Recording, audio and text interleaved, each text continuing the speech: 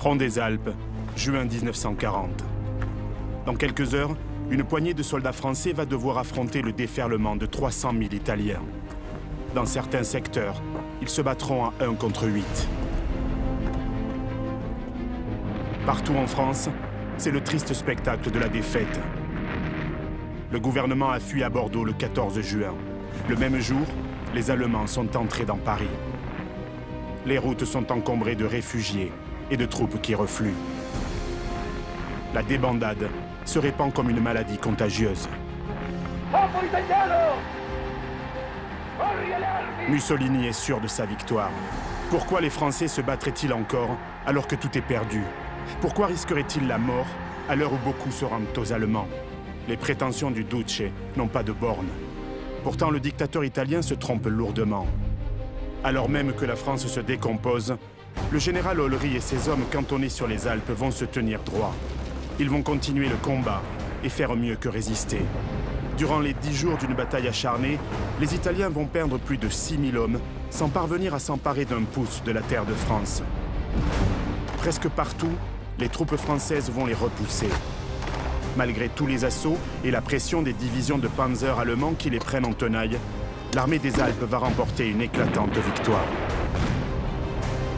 Journaliste et historien, j'ai voulu savoir comment une poignée d'hommes avait sauvé l'honneur à l'heure où tout un monde s'effondrait autour d'eux.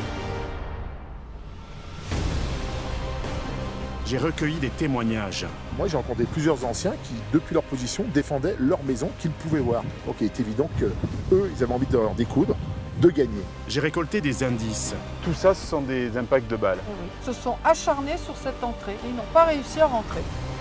Ma quête de vestiges m'a fait monter très haut. C'est un peu l'ivresse des cives. Des passionnés d'histoire vivante ont recréé pour moi les conditions des combats. J'ai également suivi les héritiers des troupes alpines de 1940. Des combattants d'exception, plus que des guerriers, des montagnards. Ils m'ont conduit au cœur de leur terrain de jeu, un environnement aussi sublime qu'austère, où chaque erreur d'appréciation se paye cash. Sur les lieux mêmes de l'affrontement, j'ai tenté de décrypter les raisons d'une victoire, trop vite oubliée.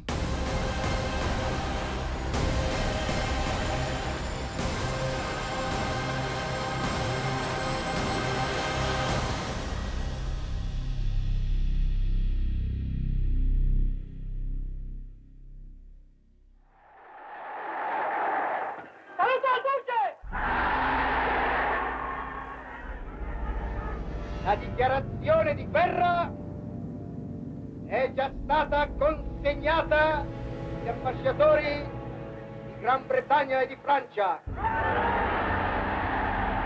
10 juin 1940. L'Italie déclare la guerre à la France et à l'Angleterre. À ses généraux, Mussolini a dit « J'ai besoin de quelques milliers de morts pour m'asseoir à la table de la paix. » Cynisme assassin.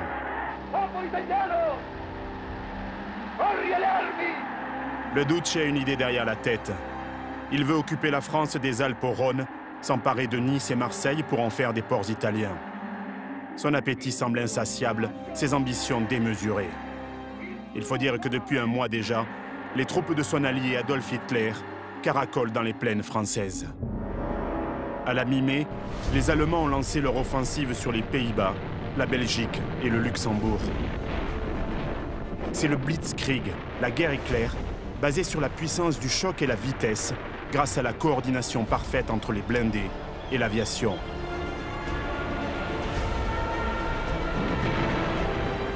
Malgré le courage et le sacrifice des soldats français, le haut commandement était resté enfermé dans des conceptions héritées de la Grande Guerre de 14-18. Mais la nouvelle guerre des tranchées n'a pas eu lieu. Le 11 mai, en 2 jours à peine, les troupes allemandes sont sur la frontière française.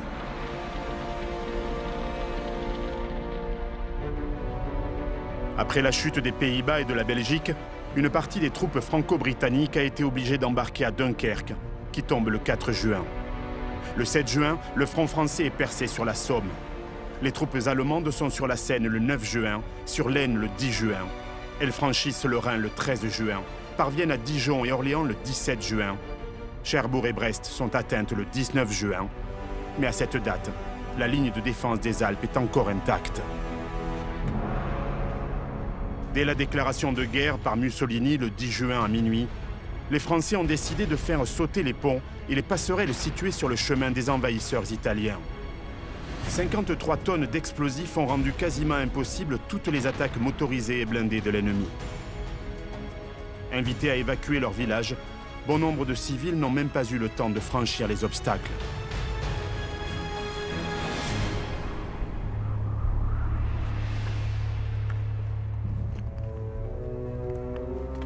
Les hommes de l'armée des Alpes, commandés par le général Olry, attendent l'attaque des troupes italiennes. Mais ils vont avoir fort à faire. Il va falloir se battre dans des conditions climatiques épouvantables. Il pleut, il neige au-dessus de 2000 mètres. Certains jours, on enregistrera des températures de moins 15 degrés.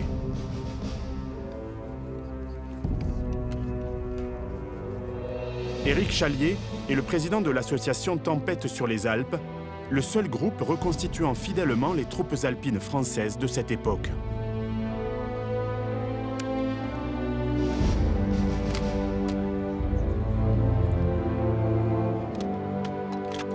Éric, de combien d'hommes dispose le général Olry? Alors l'armée des Alpes en juin 40 compte à peu près 185 000 hommes, dont 85 000 hommes directement sur la ligne de front. Allez, sac sur le dos. On y va. Et justement, comment ces hommes sont-ils répartis sur le terrain? Alors la haute montagne est le territoire des sections d'éclaireurs skieurs, on en compte 96 en juin 40. Ils tiennent les hauts et ce sont les yeux et les oreilles des unités stationnées un peu plus en aval, à savoir les troupes de forteresse et l'artillerie. Justement, ces troupes de forteresse, cette artillerie, elle est primordiale, c'est elle qui tient les verrous alpins? Exactement, et c'est elle qui contribuera fortement à bloquer les Italiens en juin 40. Leur devise d'ailleurs, comme toutes les troupes de forteresse, était « on ne passe pas ».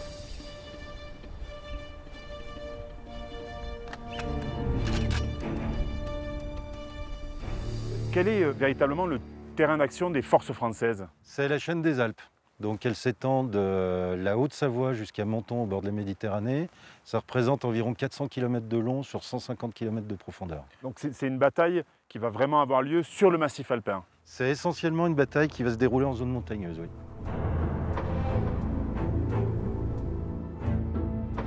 Le front des Alpes se découpe en deux zones bien distinctes.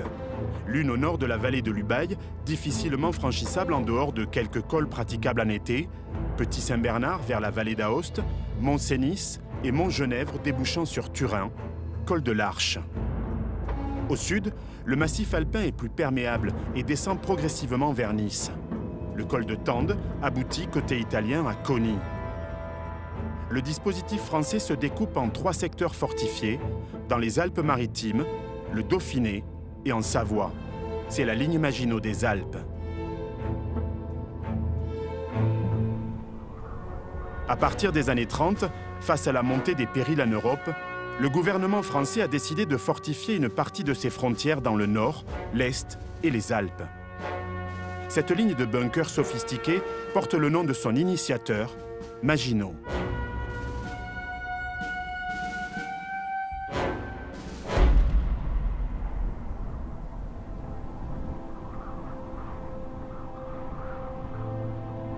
Dans les Alpes, des forteresses d'altitude ont donc été construites à la faveur des beaux jours, à partir de fortifications datant du XIXe siècle ou sur des emplacements stratégiques à très haute altitude. Le but, couper les axes de pénétration de l'ennemi.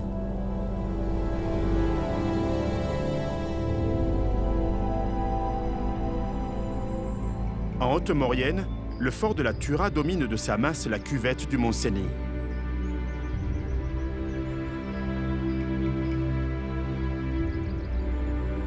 C'est là que Laurent de Mouzon, passionné des troupes alpines, des fortifications de Savoie et de la bataille des Alpes, auteur de plusieurs ouvrages sur ces sujets, a décidé de me faire monter. Nous sommes à 2482 mètres d'altitude. Ici, Laurent, on est au fort de la Tourin. Ce fort-là, c'est un vieux fort. Voilà, c'est un fort construit à la fin du 19e siècle. Et il a été intégré ensuite à la ligne de défense Maginot. Voilà, quand on a construit la ligne Maginot, on a comme utilisé ces vieux forts qui sont quand même encore utiles et ils vont venir équiper des passages un peu moins stratégiques que les gros ouvrages Maginot, mais on va quand même les conserver. Et ça, ce bâtiment, Laurent, c'est quoi?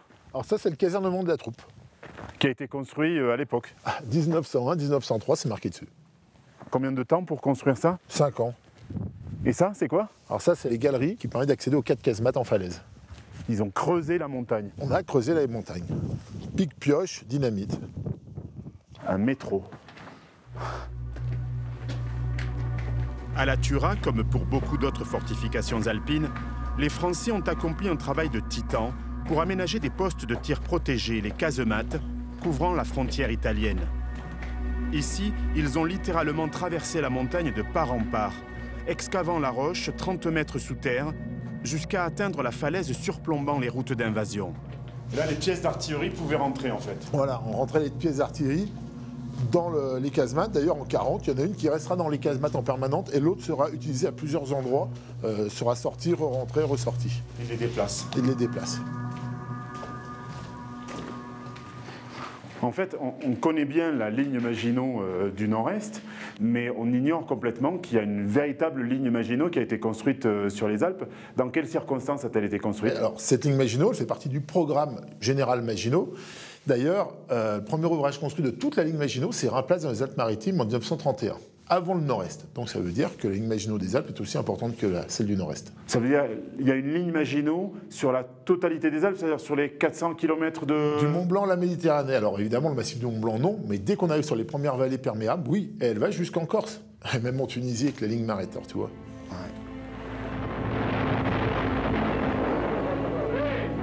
Seulement voilà.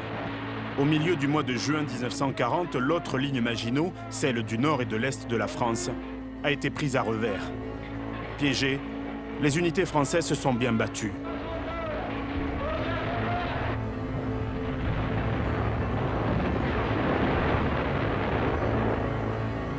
Les Allemands n'y sont pas allés de main morte.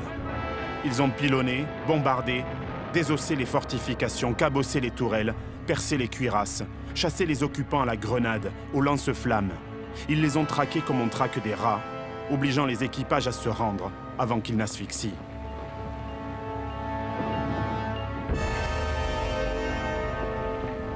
Si un seul ouvrage seulement, celui de la Ferté dans le département des Ardennes, a été détruit, dans l'esprit populaire, pourtant, le nom même de Maginot évoque encore une cruelle fumisterie.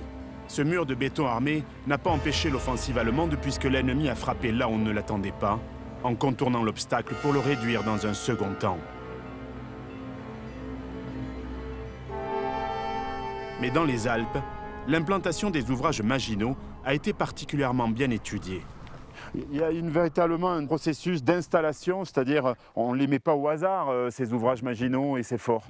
Non, il va falloir barrer les passages principaux, les axes principaux de pénétration. En Alsace-Lorraine, le terrain est plat, mais ici, il y a des montagnes, donc les points de passage obligés, c'est les cols et les vallées. Donc on va avant tout fortifier ces points-là. Et puis, on va mettre des petites positions sur les sommets où là, l'ennemi a moins de chances de passer. Ça veut dire qu'il y a une véritable manière aussi d'organiser les lignes de défense quand on est en montagne. Voilà, on va étaler la défense, des avant-postes à la frontière, avec des petits ouvrages légers d'infanterie, avec mitrailleuses, fusils mitrailleurs. Et puis en arrière, on a les ouvrages d'artillerie qui vont pouvoir tirer en avant des premiers pour les protéger. Et on a même encore une troisième ligne de petits ouvrages qui vont protéger au cas où les deux premiers passeraient. Donc tu vois, c'est vraiment un millefeuille qui se superpose. Chaque ouvrage appuyait son voisin. Ainsi, si l'un des bunkers était submergé par l'infanterie adverse, les canons des autres ouvrages tiraient directement sur lui. C'est ce que les artilleurs appellent l'épouillage. Les feux de l'artillerie se croisaient d'une position à l'autre, créant des zones mortelles pour les assaillants. Les gros ouvrages couvraient donc de leurs canons les plus petits. De leur côté, les Italiens avaient également, dès 1937, débuté la construction d'un rempart alpin, le Vallo Alpino, dont le joyau était sans nul doute le fort du Chaberton, construit en 1901 à plus de 3100 mètres d'altitude. Réputé imprenable et surtout intouchable par l'artillerie française, il était armé de 8 tourelles de canons de 149 mm qui menaçaient la ville de Briançon.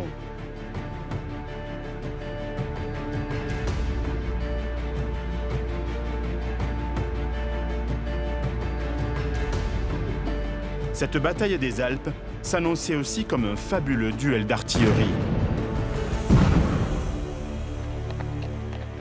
Depuis le 10 juin et la déclaration de guerre, les forces italiennes attendent l'ordre d'attaque pour partir à l'assaut des Alpes.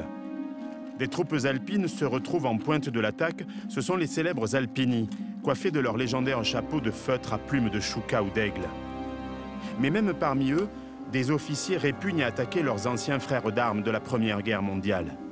Pourtant, Mussolini est sûr de la force de son armée. Mais a-t-il vraiment raison?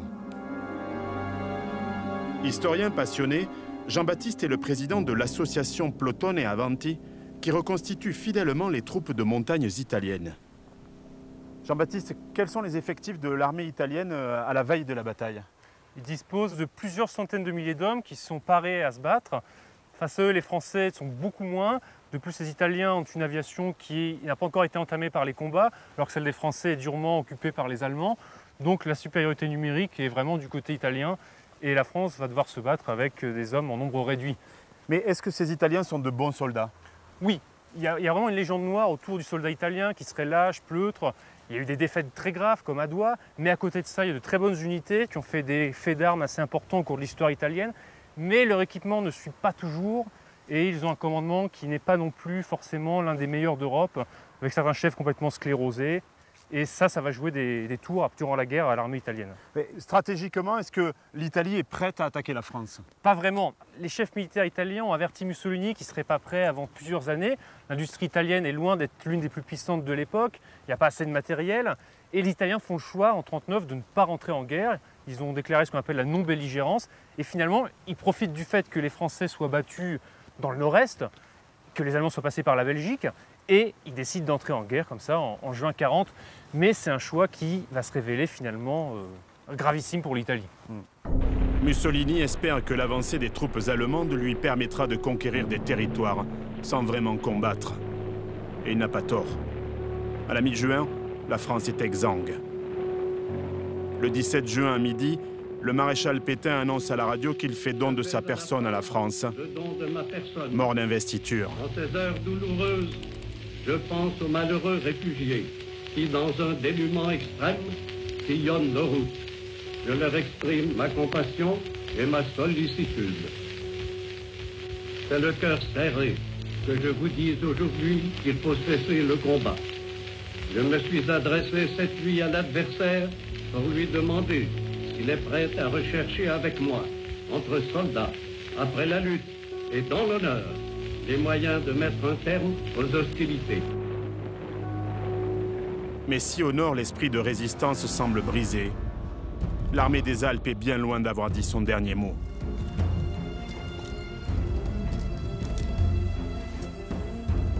Pour un tir de neutralisation. Ici, les Alpins sont sur leur terre natale. C'est leur famille qu'ils défendent. Au 50 degrés. Dès que prêt, premier obus, feu. Ouais. Envoyez.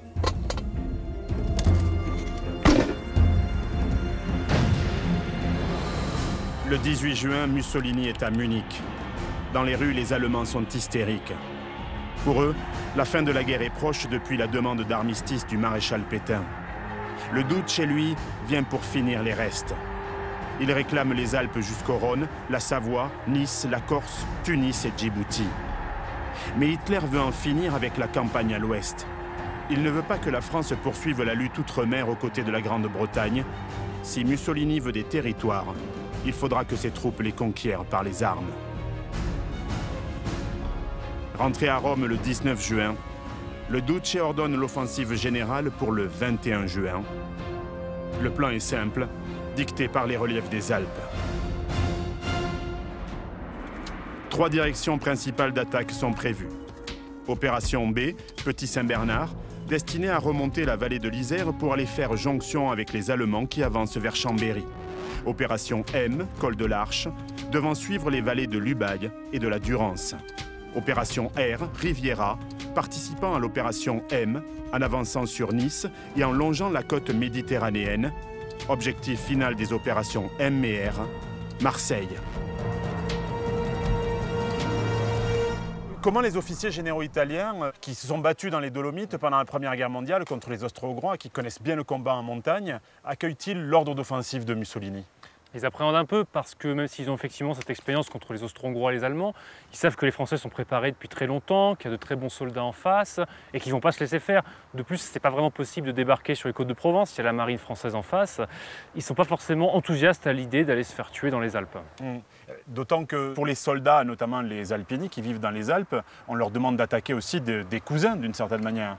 Oui, pour certains, c'est un vrai déchirement. Il y a des familles qui sont liées encore, malgré la frontière qui passe par là depuis le 19e siècle. D'ailleurs, on a envoyé beaucoup de soldats qui viennent de Sicile, justement, pour contrer ça. Et certains écrivains, comme Malaparte, qui est lui aussi des Alpins, écrivent ça très bien. Ils ont l'impression d'attaquer des amis dans le dos, des amis avec lesquels ils se sont battus durant la guerre précédente. Il y a quand même un plan offensif qui a été rédigé? Oui, les Italiens en état-major, comme toutes les armées, ils rédigent des plans suivant les hypothèses qu'ils pourraient trouver en face d'eux. Mais ils voient surtout que les Français sont très occupés avec les Allemands, que ceux-ci ont percé en juin 1940, et ils se disent qu'ils vont pouvoir frapper un grand coup en concentrant beaucoup de force et finalement vaincre les Français par une action assez brutale, mais efficace selon eux. Bien que mal préparées, les troupes italiennes qui s'élancent sont relativement fraîches. Les Français, eux, sont en alerte depuis 10 jours. Ils sont beaucoup plus éprouvés, d'autant que la météo est épouvantable. L'état-major italien s'apprête à lancer sur eux des unités de blindés légers comme l'Ansaldo Fiat L3.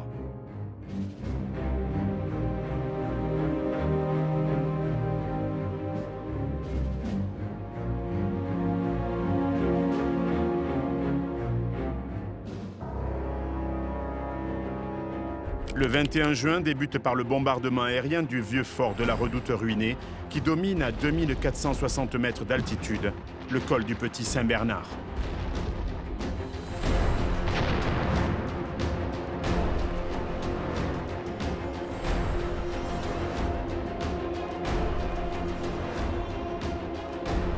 Les troupes italiennes vont tenter de franchir le passage en force. Mal leur en prend. Les soldats français prennent à partie les petites colonnes. Située plus bas mais parfaitement renseignée, l'artillerie française s'en donne à cœur joie.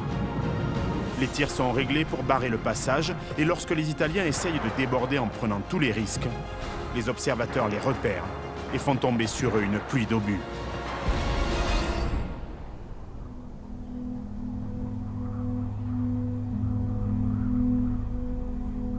Le nombre va malheureusement jouer en la faveur des assaillants.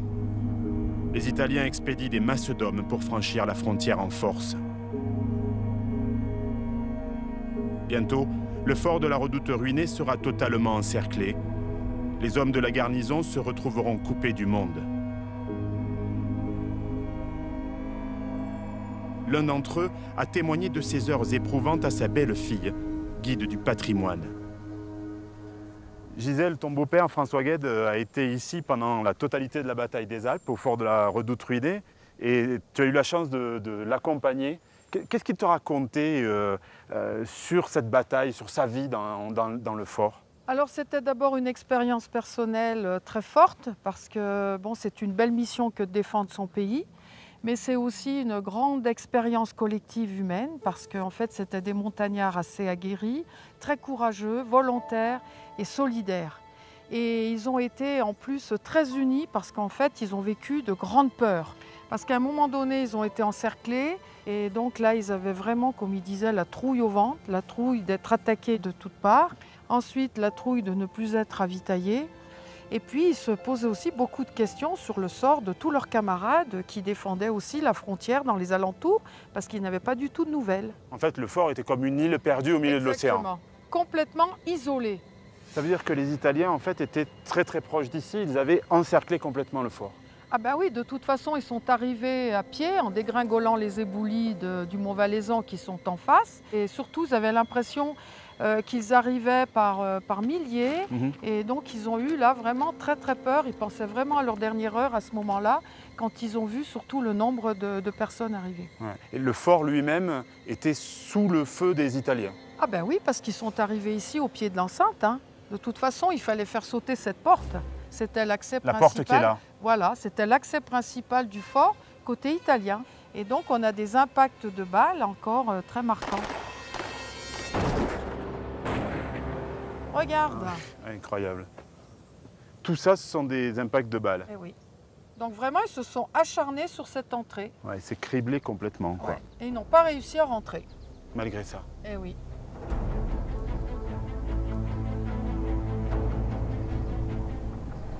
Dans d'autres secteurs, les Français sont obligés de se replier devant l'offensive italienne. Pourtant, ils ne lâchent rien et vont même réaliser un véritable exploit.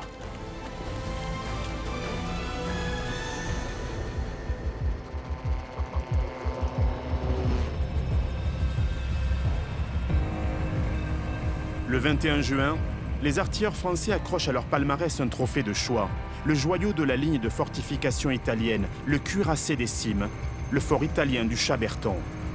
Pour l'atteindre, il me fallait grimper dans un autogire à plus de 3000 mètres d'altitude et trouver la forteresse cachée dans un dédale de montagne.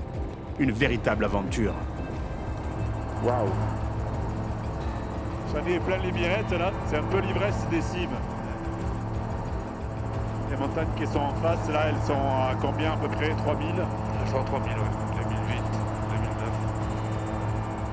À la recherche du Chaberton. Oh ouais. Donc là, on vole aussi direct vers la frontière italienne. Ouais. Après près d'une heure de vol, mon pilote William Raffin réalise l'exploit de nous conduire directement sur l'objectif.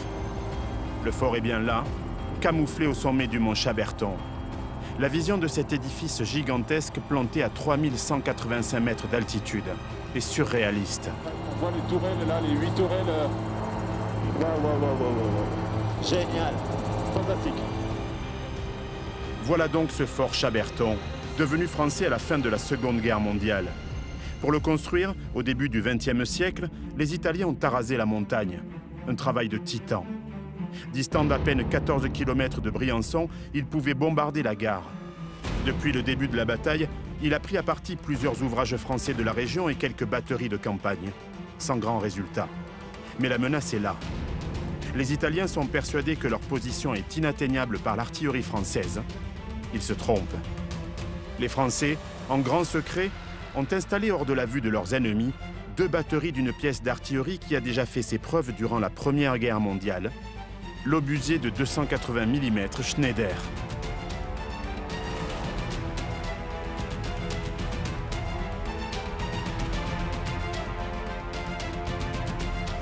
Dans la journée du 21 juin, le lieutenant Miguet, qui commande un poste d'observation, donne l'ordre d'ouvrir le feu. Après plusieurs tentatives, à 17h15, un coup au but met la tourelle numéro 1 hors d'usage. Dans la demi-heure qui suit, les tourelles 3, 4 et 5 sont touchées. Les Italiens ne comprendront jamais d'où viennent les coups qui les frappent à mort. Ils ripostent dans le vide. À 20h, ce 21 juin 1940, les Italiens déplorent la perte de 6 des 8 tourelles. 9 hommes ont été tués, une cinquantaine sont blessés. Le cuirassé des cimes est définitivement neutralisé.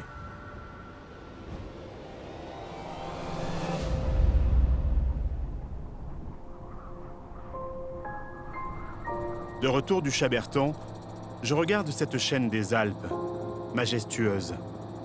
Les sommets sont encore enneigés au milieu du mois de juillet. En juin 40, il neigeait à 2000 mètres d'altitude. Difficile de croire que des hommes se sont battus dans de telles conditions. C'est pourtant ce qu'ont fait les soldats de l'armée des Alpes, et notamment les SES, les sections d'éclaireurs skieurs.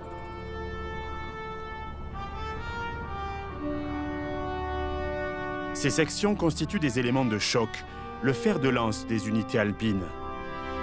Chaque bataillon alpin appartenant à l'infanterie possédait sa SES, commandée par un jeune chef sportif, fou de montagne, formé dans une école créée en 1932, l'école militaire de haute montagne de Chamonix.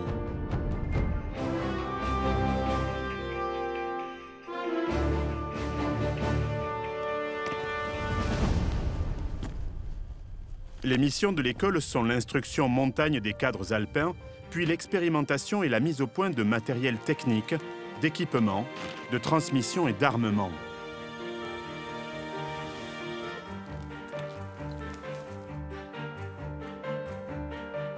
Le travail accompli sur le terrain aboutit à la rédaction de plusieurs manuels, dont celui de montagne et d'alpinisme militaire dans les années 30.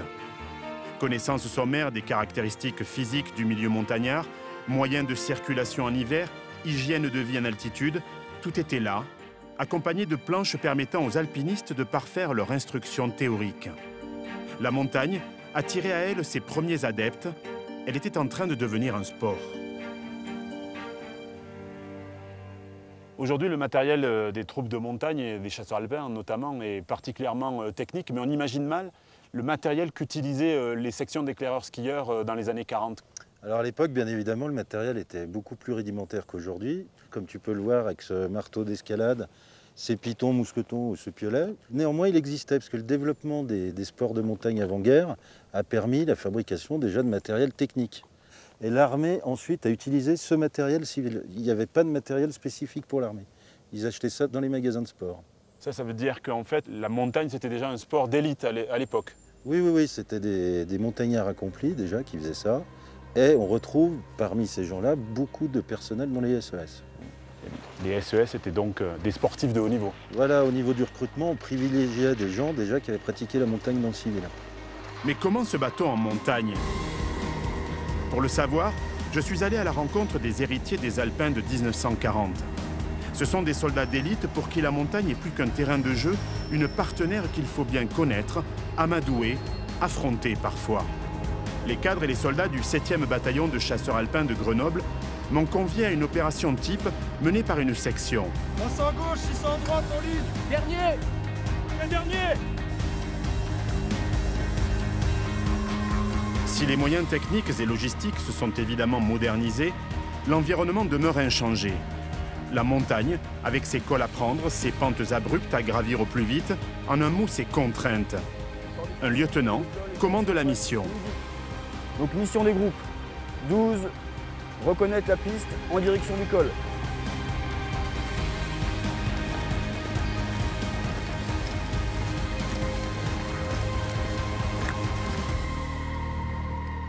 Jusque-là, mon lieutenant, on a fait du VAB, on a fait de la route, on a fait des procédures qui finalement sont des procédures de soldats de fantassins normaux. Qu'est-ce qui finalement fait une différence fondamentale entre un bifin, comme on dit, pour l'infanterie, et puis un chasseur alpin? Alors si l'on reprend l'exemple de cette reconnaissance de col, le fantassin lambda, normal, par exemple, le chef de section, quand il fera son étude de mission, il verra sur la carte qu'aux alentours, il y a des zones boisées, donc il se contentera peut-être de poser un appui au niveau des lisières, et il reconnaîtra le carrefour. Moi, en l'occurrence, je ferai mon étude de terrain sur ma carte, et je me rendrai compte qu'il y a des sommets aux alentours de ce col, et je déciderai, ça sera mon objectif principal, de m'emparer de ce point haut. On en revient au principe assez connu, et peut-être qui peut paraître simpliste, de qui tient les hauts tient les bas.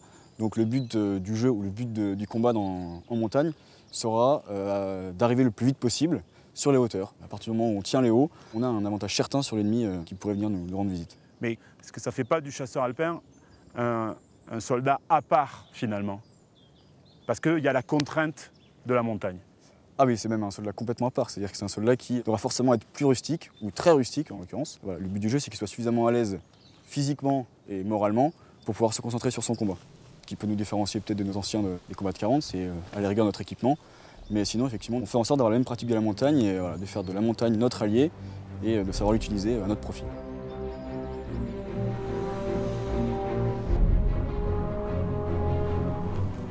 C'est face à ces combattants français expérimentés qui ont fait de la montagne leur terrain de jeu que les Italiens se retrouvent lorsqu'ils franchissent la frontière.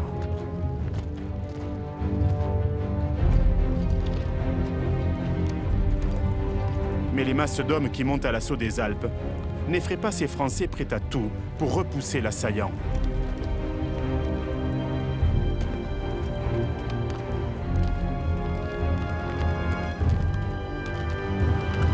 Dans la Tarentaise, le lieutenant Bull réalise un exploit qui est sans nul doute l'un des faits marquants de la bataille des Alpes. Après avoir descendu en rappel une paroi rocheuse de 20 mètres, il s'installe sur un replat et arrose au fusil mitrailleur le groupe de reconnaissance d'une colonne ennemie, pendant que son adjoint effectue un tir de grenade à fusil.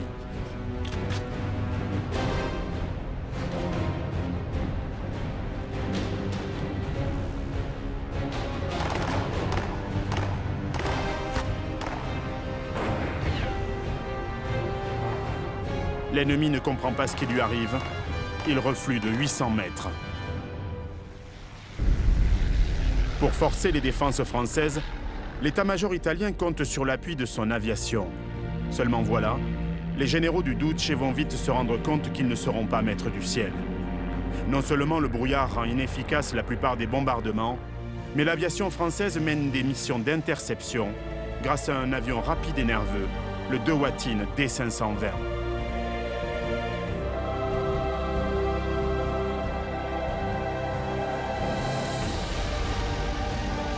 Depuis le début du mois de juin, les pilotes français ont accompli des prouesses. C'est le cas de l'adjudant Le Gloan. Alors que son avion n'est pas prêt, il bondit dans un autre appareil sans prendre le temps d'aller chercher son parachute. Il décolle, accompagné de 2 coéquipiers, mais se retrouve bientôt seul. Lorsqu'il réatterrit, après une demi-heure de combat, il a abattu 5 avions ennemis, un exploit qui ne s'était pas vu depuis la Première Guerre mondiale. Les avions italiens se contenteront désormais de quelques missions de peu d'envergure. Les Italiens ont certes franchi la frontière dès le 21 juin, mais ils n'ont pénétré dans le territoire français que de quelques kilomètres. En Tarentaise, le fort de la Redoute ruinée est encerclé. Dans le Briançonnais, le gain de terrain est ridicule malgré la perte du poste avancé du Chenaillé. Même constat dans le Queyras et à Nubail, où les avant-postes sont au contact d'un ennemi qui ne progresse plus vraiment. Dans les Alpes-Maritimes, les Italiens sont bien loin de Nice. Sous les coups des canons des ouvrages de la ligne de résistance, ils peinent à entrer dans Menton. Derrière eux, les ouvrages de la Coletta, du collet du Pilon et du pont Saint-Louis tiennent toujours, comme des épines plantées dans leur dos. Comment les Français pouvaient-ils tenir, enfermés dans ces fortifications? L'ouvrage Saint-Gobain, dans le sous-secteur de Moyenne-Maurienne, a été entièrement restauré par une association de passionnés. Laurent Demouzon a accepté de me le faire visiter. Ici, Laurent, on est à l'ouvrage Saint-Gobain. Est-ce qu'on peut dire que c'est un ouvrage typique de la ligne Maginot des Alpes? Oui, tout à fait caractéristique de cette Maginot alpine. Et de quel type d'ouvrage s'agit-il plus précisément? Alors c'est un ouvrage mixte, artillerie Ouais. et infanterie. Artillerie pour tirer sur l'ennemi qui arrive et infanterie pour la défense rapprochée. Quand est-ce qu'il a été construit à peu près? À partir de 1933 jusqu'en 1938 pour les finitions. D'accord. Combien d'hommes y avait-il à l'intérieur? 150, artillerie, génie, infanterie. Et tu me fais visiter? Eh ben allons-y.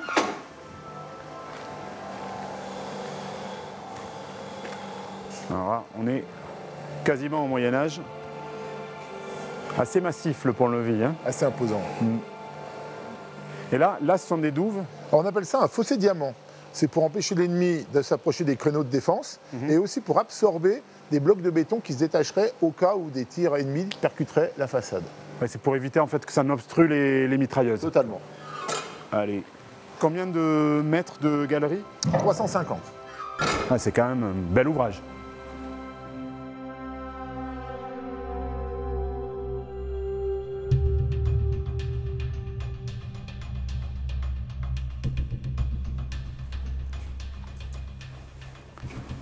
Laurent, comment les hommes pouvaient-ils vivre dans un environnement aussi confiné? Ils faisaient les 3-8. Donc un tiers au poste de combat, un tiers au fonctionnement de l'ouvrage et un tiers au repos. C'est un peu comme sur un bateau en fait. On appelle ça un équipage d'ouvrage, donc un terme de marin. Oui. Donc en fait, ils vivaient comme s'ils étaient embarqués. Vous avez le casse-croûte, les amis. Voilà le casse-croûte.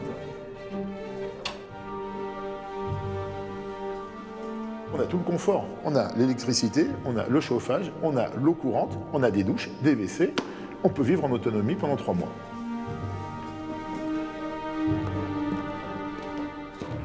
C'est vraiment très impressionnant, hein, ce couloir-là. Le couloir, c'est la colonne vertébrale. Et après, ça se dispatche. Tout s'organise autour du couloir. Du couloir. C'est pas un labyrinthe, on revient toujours dans le couloir central. D'accord. Et quand l'air était vicié ici à cause des tirs, etc., comment faisait-il pour respirer? On est à combien de mètres sous terre? Oh, bah, au début, on est à 10 mètres, on finit à 50 mètres. L'air n'est pas vicié, car on marche en surpression. On pompe de l'air à l'extérieur, on recrache l'air à l'extérieur, et ce qui fait que les fumées ne peuvent pas rentrer dedans. D'accord. Et les hommes respirent normalement. Alors après, si on a des fumées, on peut avoir le masque à gaz, mais ça, c'est en cas de combat à l'intérieur.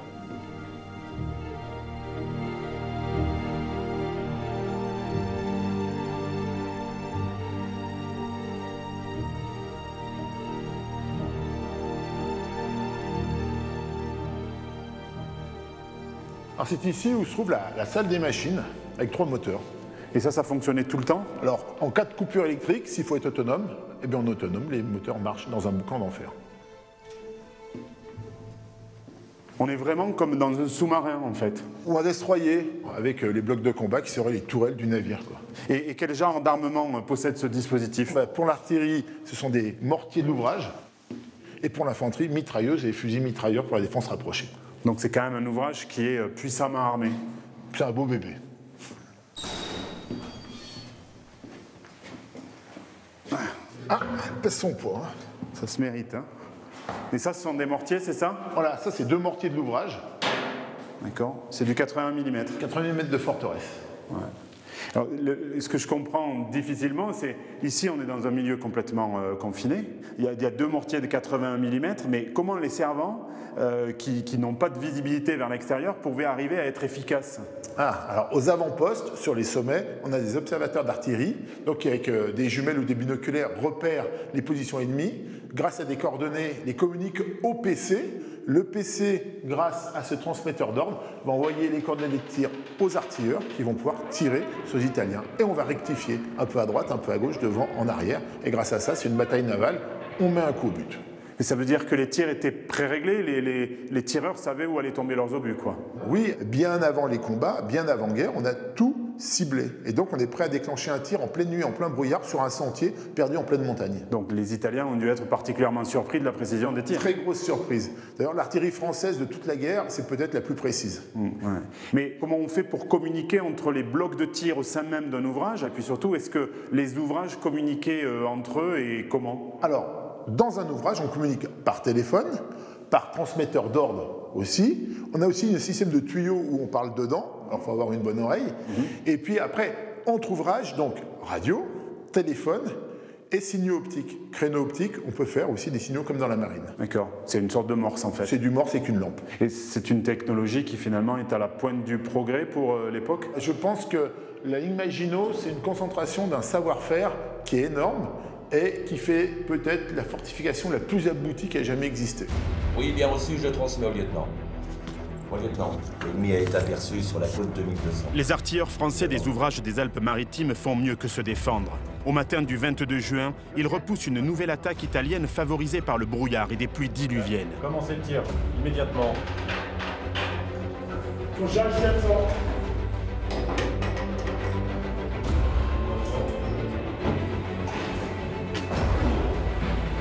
L'un des trains blindés de la Regia Marina, la marine royale italienne, tire 200 coups de canon sur l'ouvrage du Cap Martin. En début d'après-midi, il ressort de son tunnel mais n'a pas le temps de se mettre en batterie. Il est atteint de plein fouet par 2 salves de canon de 75. Les 3 pièces de 152 mm sont hors de combat. La fierté de l'armée italienne a du plomb dans l'aile. Mais malgré ce succès, les Français ont d'autres soucis.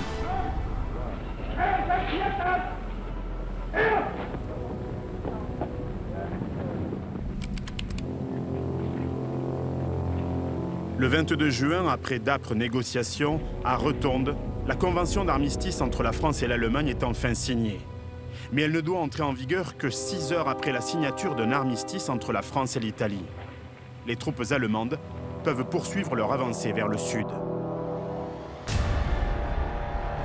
Le général Olry, commandant en chef de l'armée des Alpes, ne doit plus seulement défendre la frontière avec l'Italie. Dans son dos, les chars Panzer avancent sur Lyon, déclarée ville ouverte. La cité va être offerte à l'ennemi sans combattre. Une fois de plus, tout semble contre l'armée des Alpes. La débandade généralisée sur le front nord et la signature de l'armistice de Rotonde ont fini de ramollir les autorités locales qui n'en demandaient pas tant.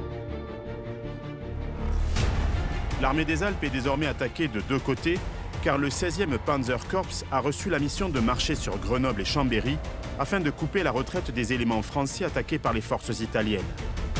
Ces unités blindées et motorisées viennent de mener 2 campagnes éclairs en Pologne et en France. Ce sont des hommes jeunes et disciplinés, convaincus de la justesse de leur cause.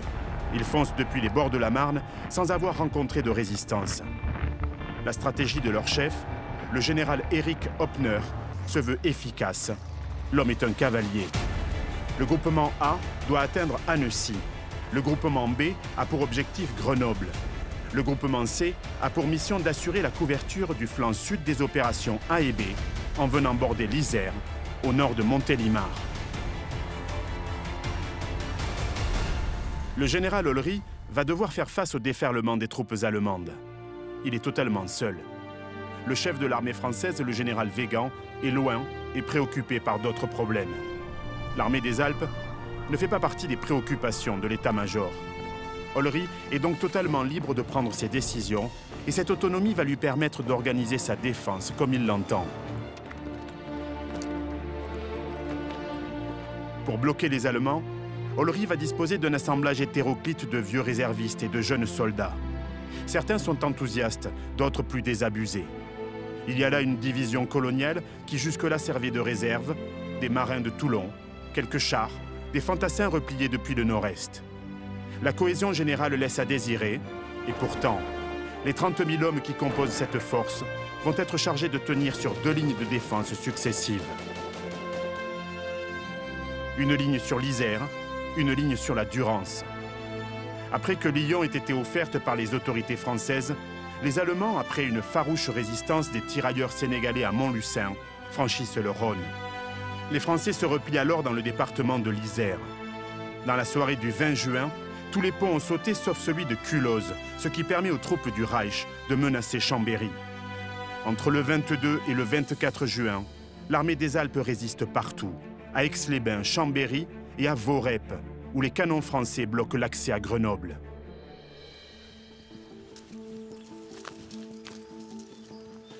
Le capitaine Debay a servi pendant plus de 20 ans au sein du 93e régiment d'artillerie de montagne, qui était en première ligne lors de la bataille des Alpes de juin 1940. Il connaît tous les détails des intenses duels d'artillerie autour de Voreppe. Il m'a conduit au bec de l'Échaillon, l'un des postes d'observation qui a permis l'arrêt de l'avancée allemande. À la fin du mois de juin, mon capitaine, les Allemands arrivent par le nord. De quelle force le général Ollery dispose pour arrêter les Allemands ici, tout autour de Voreppe? Alors, le général Ollery, qui commandait l'ensemble du secteur de défense des Alpes, lui, dans son intention, c'était de ne pas dégarnir la frontière face aux Italiens. Donc il a donné un mandat au général Cartier d'organiser la défense sur la cluse de Voreppe, en lui disant moi je te filerai pas de bonhomme, on est face aux Italiens, il faut absolument les bloquer. Et il va donc demander au général Cartier de faire feu de tout bois pour bloquer l'avance allemande, avec des sapeurs, des artilleurs anti-aériens, avec leurs canons de 25, leurs fusils mitrailleurs, avec des pionniers, des tirailleurs, des artilleurs. Alors là, les artilleurs, ils ont fait eux aussi avec les moyens du bord. Donc on a eu au tout début une batterie de 2 canons de 75 de montagne et on a eu 2 batteries de 65 de montagne qui étaient installées à l'entrée de Voreppe. Il ira même jusqu'à Toulon, chercher des marins et les faire remonter avec leurs canons de marine. Pour la petite anecdote, pour les canons de marine qui habituellement étaient sur les bateaux, là il n'y avait pas d'affût, il n'y avait pas de bateau. Ils ont fait des socles en béton pour fixer l'arme sur les emplacements de combat en espérant que le béton ait le temps de sécher avant que les Allemands ne lancent leur offensive. Le 23 juin, les forces françaises, aussi disparates soient-elles, arrêtent une première attaque allemande.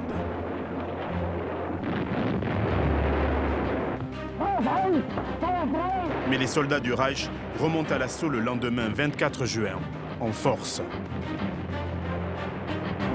Ce qu'ils ignorent, c'est que dans la nuit, les Français, en prenant tous les risques, ont acheminé une batterie d'un excellent canon à longue portée, le 155 mm, grande puissance Fillou.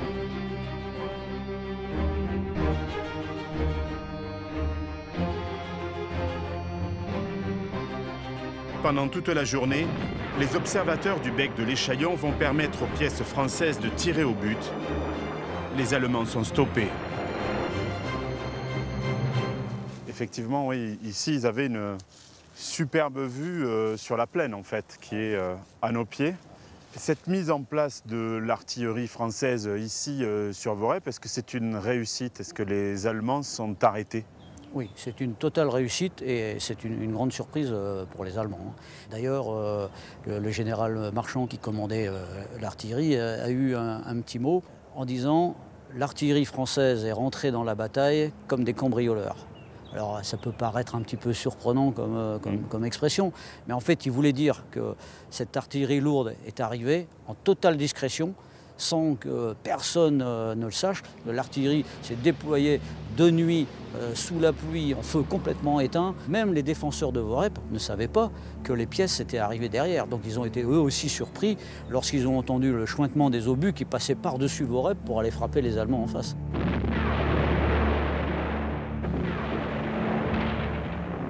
Ça veut dire que les arrières de l'armée des Alpes ont finalement été sauvés ici. Voilà, les arrières ont été sauvés ici sur Worep. Et au-delà de ça, c'est les historiens qui le disent, c'est que le fait que toute cette zone de Grenoble soit restée libre, ça a permis de soustraire à l'occupant un certain nombre de matériel militaire, ça a permis d'éviter un bon nombre de prisonniers. L'armée des Alpes n'a pas eu un seul prisonnier par les Allemands. Et puis, il y a eu une graine de résistance qui est apparue. Parce que finalement, on s'aperçoit qu'avec de la volonté, de l'organisation, des moyens, l'Allemand a été arrêté.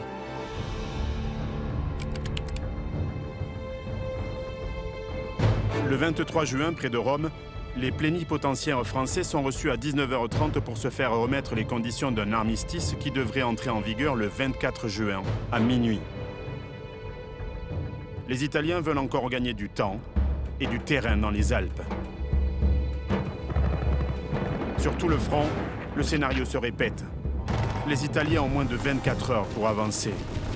Ils jettent leurs forces dans la bataille, s'approchent à quelques encablures des ouvrages d'avant-poste et parviennent assez près pour jeter leurs grenades. Mais les tirs des mitrailleuses et des mortiers les balayent comme de vulgaires fétus de paille.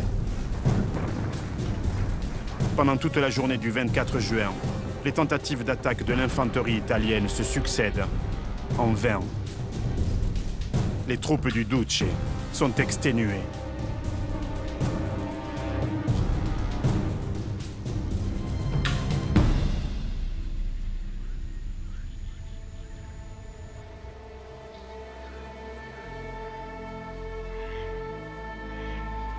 Sur toute la ligne de front, les Français en profitent.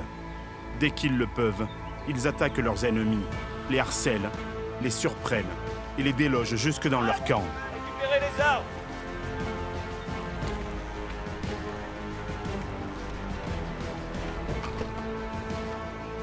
Dans le Queyras, l'aspirant Guery, un maréchal des logis de gendarmerie et 4 chasseurs alpins, réalisent un coup de main au cours duquel ils font prisonniers 52 alpini, dont un capitaine et 2 lieutenants. Oh, tu voulais un chapeau? Regarde le beau chapeau italien. Mi capello! Mi capello! Ah si! Sergente!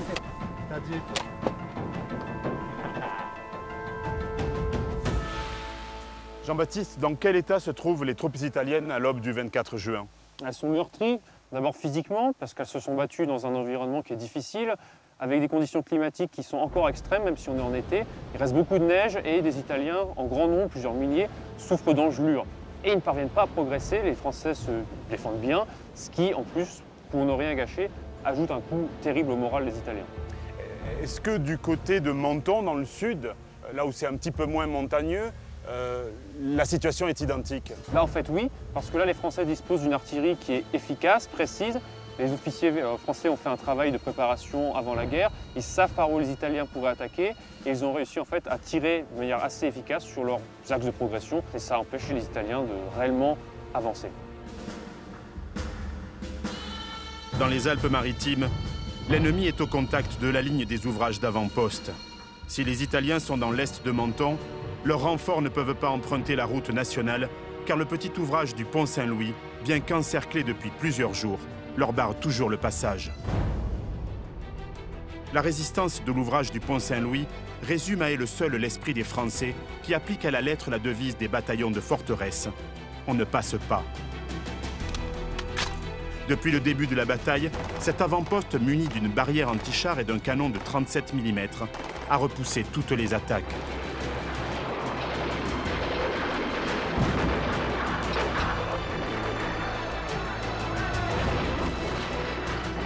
22 juin au soir, la radio de l'équipage était même tombée en panne.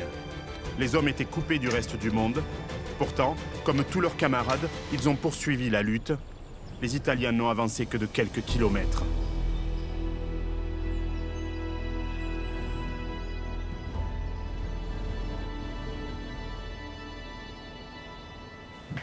Laurent, à l'heure de l'armistice, est-ce qu'on peut dire que l'armée des Alpes a remporté une grande victoire? Oui, l'armée des Alpes est victorieuse. Face aux Allemands, oui, et face aux Italiens, là, c'est indéniable.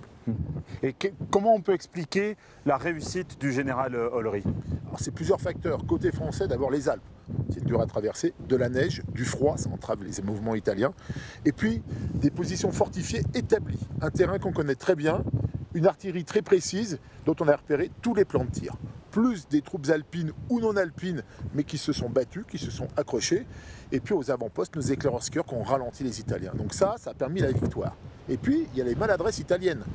Impréparation, matériel déficient, manque d'artillerie, pas d'appui aérien et une volonté d'attaque qui parfois était un peu limitée. Donc quand on met tous les facteurs ensemble, tout ça, ça fait une victoire française.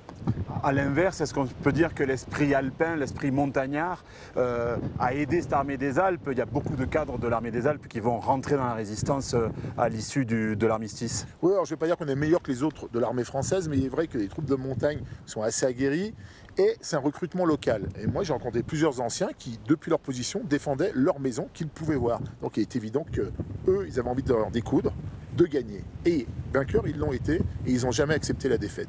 Donc derrière, l'occupation qui arrivera des Italiens, puis après des Allemands, on ne l'accepte pas. Et donc la majorité passeront effectivement dans la résistance et poursuivront la guerre jusqu'en 1945. En fait, pour eux, la lutte continue. Elle continue.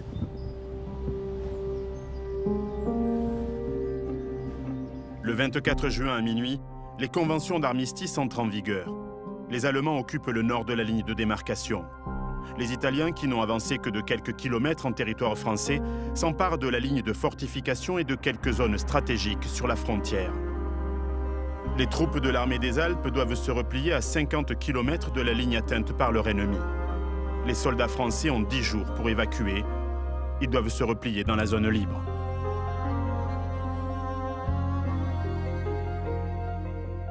À 9 h du matin, ce 25 juin 1940, la garnison du Pont Saint-Louis sort enfin de son réduit fortifié.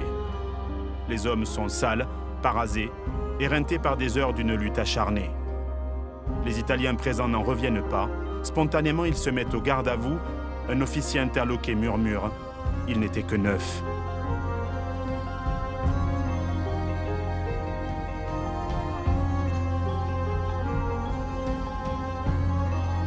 Les Alpins ne sont pas prisonniers. Ils rejoignent donc leur ligne avec armes et bagages, après avoir fermé à clé les portes de leurs ouvrages inviolés. À la redoute ruinée, là où tout avait commencé, le drapeau tricolore est amené. L'étendard italien flotte désormais sur un fort qui n'a pas été conquis par les armes.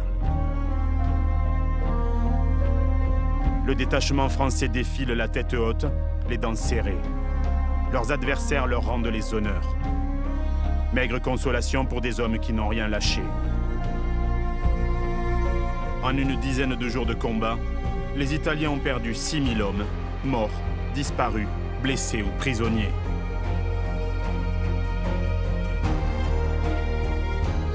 Les Français déplorent 37 tués et 62 blessés seulement. Dans les Alpes, en ce mois de juin 1940, alors que la France s'écroulait de toutes parts, que les armées en déroute fuyaient presque partout, les troupes alpines n'ont rien cédé, ni la terre, ni l'honneur.